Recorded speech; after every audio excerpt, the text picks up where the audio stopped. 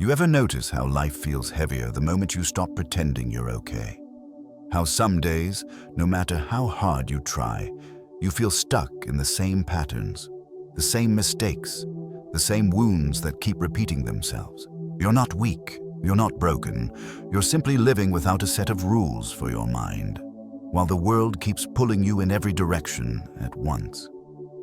Modern life teaches you to chase comfort, avoid discomfort, numb your emotions, compare yourself to everyone, and hope things magically get better. But Stoicism teaches the opposite. If you want to fix your life, you must first fix the way you think, the way you interpret, and the way you react. Today, we're going deep into 9 brutal Stoic rules. Not the soft ones, not the pretty ones, but the ones strong enough to rebuild you from the inside out. If you're ready to reclaim your mind, stay with me. This might be the turning point you've needed for a long time. Rule 1. Embrace discomfort as your training ground. Most people don't realize this, but comfort is the silent killer of potential. The more you chase ease, the more life punishes you with weakness, doubt, and a mind that breaks under pressure. Discomfort isn't your enemy. It's the teacher you've been avoiding, and every time you avoid it, you avoid the version of yourself you were meant to become. Stoics understood this long before modern self-help existed. Marcus Aurelius woke up every morning knowing he would face betrayal, exhaustion, conflict, and uncertainty. Yet he wrote, "The obstacle is the way." He didn't say this to sound wise. He said it because he lived it. Hardship wasn't a curse, it was the arena where strength was forged. Think about your own life. Your greatest growth never came from comfort. It came from heartbreak that forced you to evolve, failure that humbled you, embarrassment that made you sharpen your skills, challenges that demanded you rise or be crushed. But here's the modern mistake. We wait for discomfort to find us instead of training with it deliberately. We scroll when we're stressed. We escape when we should confront. We numb when we should grow. This is why life feels harder. Not because it is harder, but because we're softer. The Stoic approach flips everything. Don't hide from discomfort. Walk into it with intention. Do one thing every day that challenges your mind or body. Take the cold shower, lift when you don't feel like it, have the uncomfortable conversation, show up when you'd rather disappear. These small acts aren't punishment, they're practice. Voluntary discomfort teaches you grit without the chaos of life forcing it on you. It reduces fear, builds discipline, and strengthens your emotional threshold. The more discomfort you choose, the less power discomfort has over you. And slowly, something shifts. What once scared you becomes normal. What once overwhelmed you becomes manageable. What once broke you becomes fuel. Because you're no longer avoiding life, you're training for it. Your new identity begins here, with one sentence: discomfort is my training ground. Rule 2. Master your emotions, or they will master you. If there's one truth people learn too late, it's this: you don't suffer because of what happens. You suffer because of how you react to what happens. Most people live as emotional hostages, pulled around by anger, fear, insecurity, and old wounds they have never examined. One comment ruins their day. One setback controls their week. One person's opinion rewrites their entire self-worth. Stoicism reveals a brutal but liberating reality. Your emotions are not commands. They are signals, and you always have a choice in how you respond. Epictetus said, "It's not things that disturb us, but our judgments about them." That means your mind is the interpreter of every experience. You decide whether someone's words insult you, whether failure defines you, whether a challenge breaks you. The power has always been yours. You just haven't been trained to use it. Think of how many times you reacted instantly and regretted it later, snapping at someone you love, quitting too soon, spiraling over something small, taking things personally that had nothing to do with you. These moments weren't you, being real. They were you being ruled. Mastering your emotions doesn't mean suppressing them. It means understanding them before acting on them. It means noticing the spark before it becomes a wildfire. The Stoics used a simple 3-step practice you can apply anytime life hits hard. Pause. Give your mind a moment before responding. A silent second is stronger than a loud reaction. Breathe. Your breath is the bridge between your mind and your body. Slow breathing rewires the brain's panic response. Question. Ask, is this truly a threat or just my interpretation? What would a wiser version of me do? When you do this, emotions stop being triggers and start becoming information. You stop reacting and start choosing. Suddenly, anger turns into clarity. Fear turns into strategy. Sadness turns into insight. Confusion turns into perspective. And the people who once controlled you through guilt, manipulation, pressure, or disrespect lose their power entirely. Not because they changed, but because you did. Real strength begins the moment you stop being a puppet of your impulses. From now on, remind yourself, I control my reactions. Nothing controls me. Rule 3. Stop expecting life to be fair. One of the most painful illusions we carry is the belief that life should be fair, that good people deserve good outcomes, that effort guarantees results, that loyalty is always returned, and that honesty will always be rewarded. But life doesn't operate on moral symmetry. And the more you cling to the fantasy of fairness, the more you set yourself up for disappointment, resentment, and unnecessary suffering. The Stoics understood this clearly. Marcus Aurelius faced betrayal from people he trusted, political attacks from those he helped, and losses he never deserved. Yet he wrote, "Do not expect life to be what it is not." In other words, life is not obligated to meet your expectations. You are obligated to meet life with strength. Think about how many times you've been hurt because you expected fairness. You stayed loyal to someone who didn't reciprocate. You worked hard at something that didn't give you the result you believed you earned. You treated others with kindness and got coldness in return. You gave your best, and life still hit you with something cruel. But here's the truth. Stoicism teaches, fairness is not a rule of the universe. It's a hope of the human heart. That doesn't make life cruel. It makes life neutral. Events are not personal.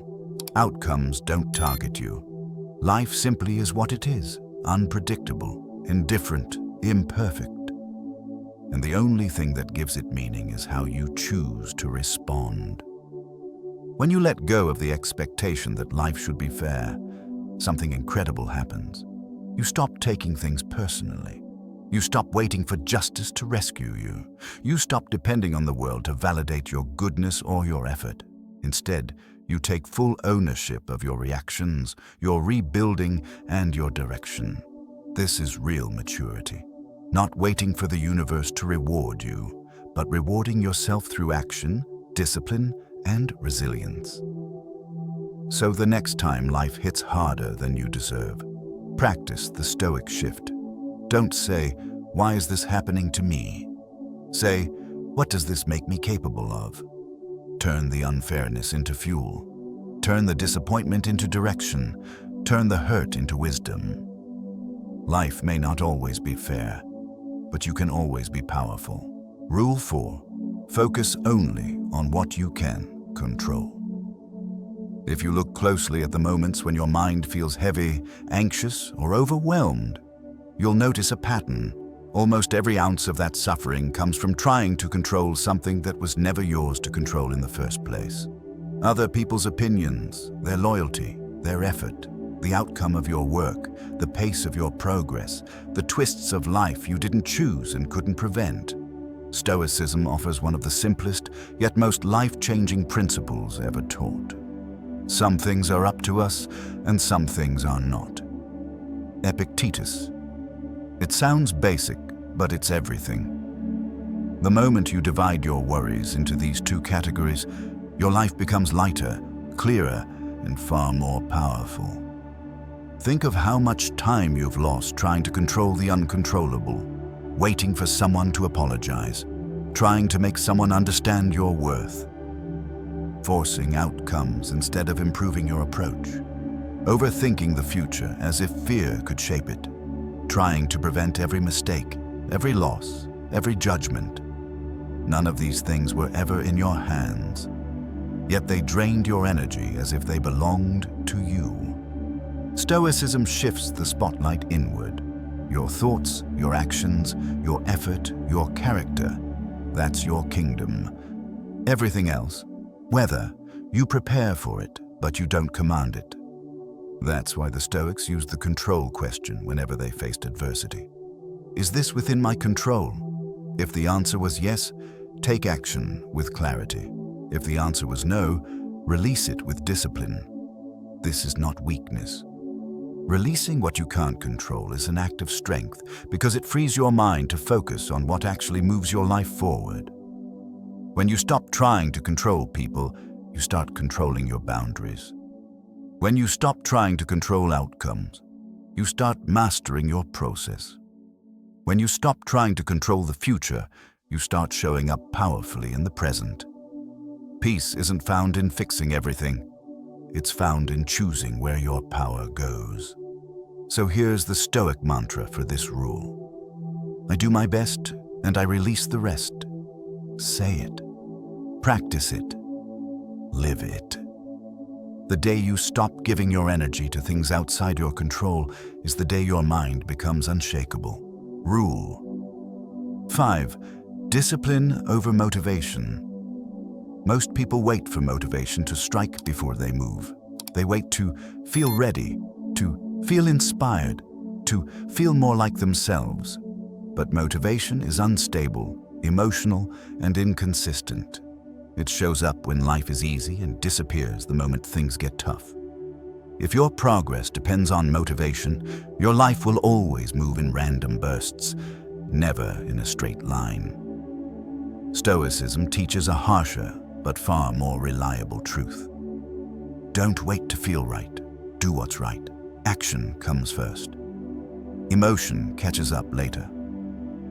Marcus Aurelius wrote, "At dawn, when you rise unwillingly, remember, you were born to do the work of a human being." He wasn't writing poetry. He was reminding himself that purpose doesn't care about mood. Discipline is how you honor your potential, even on the days your mind tries to negotiate with weakness. Think about your own life. How many dreams died because you waited to feel ready? How many habits collapsed because the spark faded? How many opportunities slipped because comfort whispered louder than commitment? Motivation is a visitor. Discipline is a decision. And the moment you switch from emotion-driven action to principle-driven action, everything changes. You stop asking, "Do I feel like doing this?" and start asking, "What would my stronger self choose right now?" The Stoics relied on systems, not feelings. You need the same. Use the daily minimum method. One small, non-negotiable action in your body, your mind, and your purpose every single day. Even on the worst days. 10 minutes of movement. 10 minutes of reading or learning. 10 minutes toward your long-term goal. That's it. Not perfection, not a huge transformation, just consistency. Because discipline is compound interest. It grows silently, invisibly, relentlessly, until one day the world thinks you changed overnight. Not realizing you built yourself in thousands of small, unexciting moments. And here's the real magic.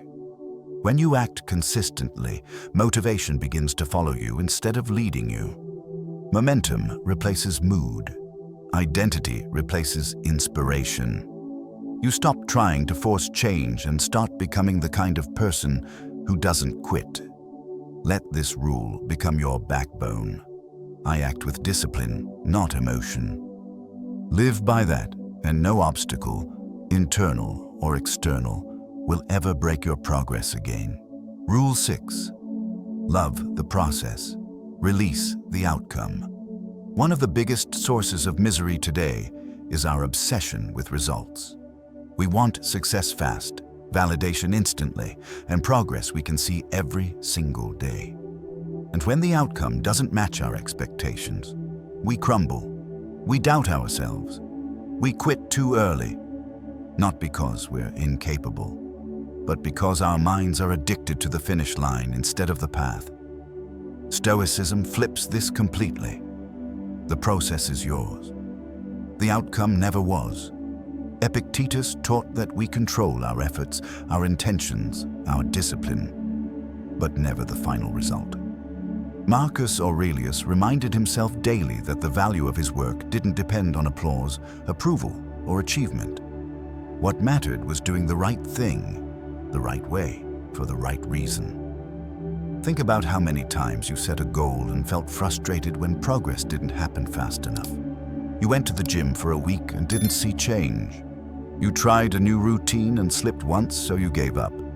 You started a project, but fear of failing made you freeze. You expected a straight upward climb and got reality instead. But here's the truth. Nothing meaningful grows on a predictable timeline. Seeds sprout in the dark, muscles build through micro tears. Skills sharpen through repetition you barely notice. Transformation is invisible long before it becomes undeniable. The moment you stop tying your worth to the outcome, you become unstoppable. You begin to act from identity, not insecurity. You show up because it's who you are, not because the world rewards you quickly enough. To live this rule, shift your daily focus. Instead of "did I win?" ask, "did I show up with integrity?" Instead of "how far am I?" ask, "am I further than yesterday?" Instead of "was the result perfect?" ask, "was my effort honest?" Define your daily win list, a simple set of process-based tasks that make you better whether the world notices or not. Train your body, feed your mind, work on your mission, keep your environment clean, stay true to your values. These are victories no one can take from you. Because the moment you choose process over outcome, discipline becomes peace, effort becomes identity, and you stop being a slave to external validation. Say it with conviction. I focus on what I can do today. The results will take care of themselves. Rule 7. Remember death to finally start living. Memento mori. Most people live as if they have unlimited time. They postpone conversations that matter, delay dreams that could change their lives, tolerate relationships that drain their spirit, and convince themselves that one day they'll become the person they imagine. But one day is a myth. Time is not a guarantee, and nothing will wake you up to your own potential faster than remembering the truth we spend our whole lives avoiding. You're going to die. To the Stoics, this wasn't morbid. It was clarifying. Marcus Aurelius reminded himself daily, you could leave life right now. Let that determine what you do and say and think. He used mortality as a compass, not a curse. It stripped away the trivial and exposed what truly mattered. Ask yourself honestly, how much of your life have you wasted overthinking instead of acting? How many moments did you lose to fear? Fear of judgment, rejection, failure. How many people you care about are still waiting for words you never said? How many dreams are still sitting on a shelf labeled later? Memento mori cuts through all of that. It whispers, stop waiting for the perfect moment. This is it. When you remember death, you stop living small. You stop letting old wounds dictate your future. You stop clinging to grudges that poison your peace. You stop wasting days on people who don't value your presence. You stop delaying the version of you that your future depends on. Suddenly, clarity appears. What deserves your time becomes obvious. What drains your energy becomes unacceptable. What aligns with your values becomes non-negotiable. What leads to regret becomes something you refuse to continue. Here's the Stoic practice. At the start of each day, imagine you're living the final chapter, not in dread, but in focus. Ask, if this were my last day, what would I regret not doing? Then choose one of those things and act on it today. The message you need to send, the boundary you need to set, the task you've avoided, the dream you've shelved. Remembering death doesn't make life darker, it makes it brighter. You appreciate your mornings, you treasure conversations, you stop sleepwalking through your days, you live with intention instead of autopilot. This rule demands courage, but in return it gives you something priceless: urgency, clarity, and freedom. Say it to yourself. Life is short, so I choose to live fully. Starting now. Rule 8. Build inner strength through voluntary hardship. Most people pray for an easy life, then wonder why they break the moment something difficult happens. They want resilience without resistance, confidence without challenges, wisdom without wounds. But strength doesn't grow in comfort. It grows in friction. And if you don't train yourself to face discomfort by choice, life will eventually force it on you when you're least prepared. The Stoics practiced something powerful called voluntary hardship, deliberately doing difficult things to toughen the mind, sharpen the spirit, and shrink fear. Seneca slept on the floor, wore rough clothing, and fasted regularly, not to punish himself, but to prepare himself. He wrote, "We suffer more in imagination than in reality." By choosing controlled hardship, he robbed fear of its power. Think about how your mind reacts to modern challenges. A stressful message ruins your day. A minor setback derails your focus. One uncomfortable task feels impossible. Your mind panics, not because the obstacle is huge, but because it's untrained. Voluntary hardship is not about being extreme. It's about building a mental immune system. You expose yourself to small doses of discomfort so that bigger difficulties don't overwhelm you. It's the same principle athletes use.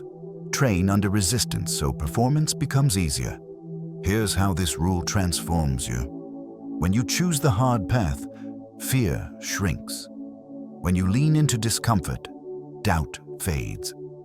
When you train your mind intentionally, life no longer blindsides you. Start small. Choose one form of voluntary hardship and repeat it daily.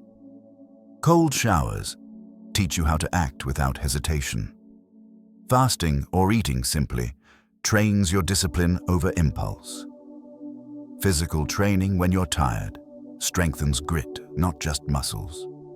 Doing the task you avoid most rewires avoidance into courage.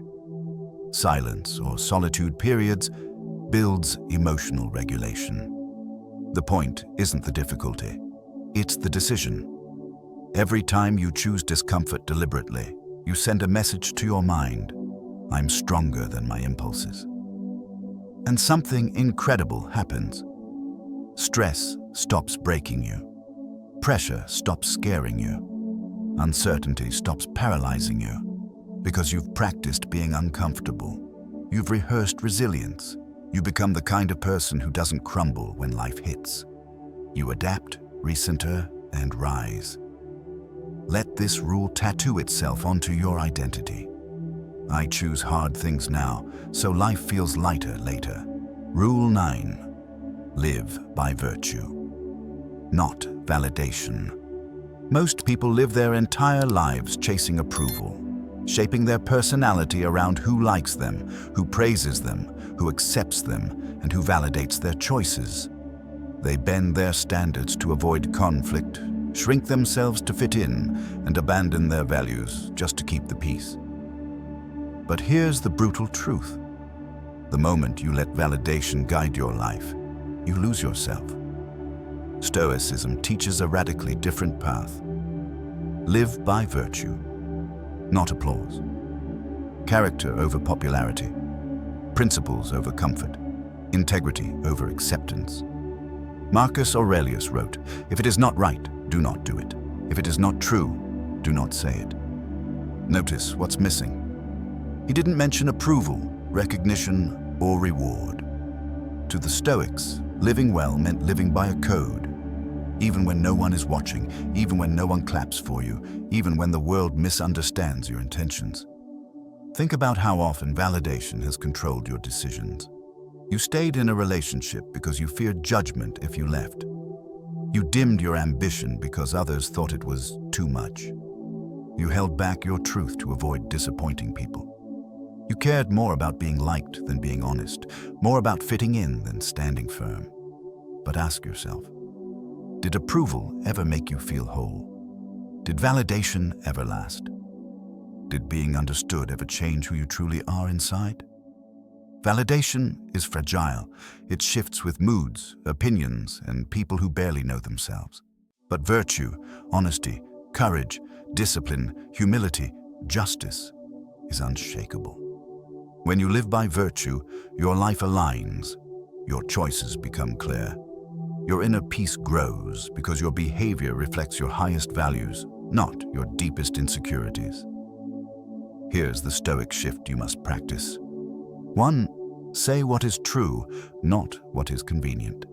Integrity builds confidence. 2. Do what is right, not what is easy. Discipline builds identity. 3. Keep your promises, especially to yourself. Consistency builds self-respect. 4. Let your actions speak when words aren't needed. Virtue expresses itself silently. When you stop chasing validation, people's opinions become background noise. You no longer react to criticism the way you used to. You no longer crave applause to feel worthy. You no longer negotiate your values for acceptance. Living by virtue doesn't make life easier. It makes life yours. And when you choose your principles over popularity, something powerful happens. The right people find you, the right opportunities align with you, and the wrong things fall away naturally. Let this rule define your direction. I choose virtue over validation every time. The courage to fix yourself.